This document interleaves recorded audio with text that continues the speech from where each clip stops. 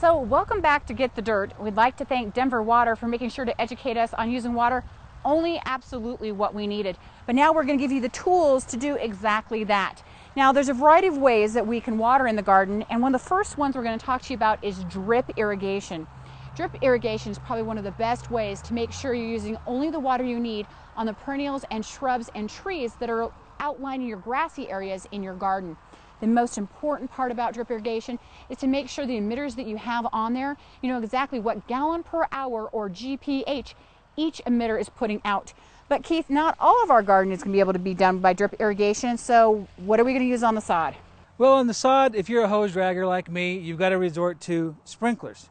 And Dramm has this really handy little sprinkler because it lets you do 9 different sprinkler patterns in one sprinkler. You just turn the head and it gives you a pattern right on top here to tell you exactly what that pattern is going to be. So you just turn it to water those odd narrow places or the half circles or the full rounds. And what you'll want to do is to know exactly how much water you're putting down in say half an hour's worth of time. The best way to know that is to take some saucers like these and set them out in the area that you're going to water.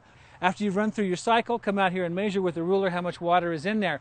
Let's say that you watered for 30 minutes and you came out here and measured, there's 1/4 of an inch of water. Well, what good does that do you? What do you need to do with that? Well, go to Denver Water's website. They have an area on their website called ET, or evapotranspiration. Say that 10 rate. times fast. Evapotranspiration. And what that means is how much water the grass is losing through transpiration, their growth process, and evaporation from the soil. Now let's say that you look and you see for the last week in your area that we lost 1 inch of water through evapotranspiration or through ET. That means that at 1/4 of an inch per half hour, you're going to need to water 2 hours to replace that 1 inch of water. Now if you're watering 3 days a week, you divide that 2 hours by 3, and that tells you how long to water in each cycle. It's as simple as that. I'm impressed that you could do the math. Well, it took me a while. But that's I had to use my toes and everything. I was wondering where your shoes went. But when we're done doing all of this, the other thing that we are so excited about, we've talked about on our show in the past about different kinds of watering apparatus we can use, and Dramm this time has done something very special for our viewers.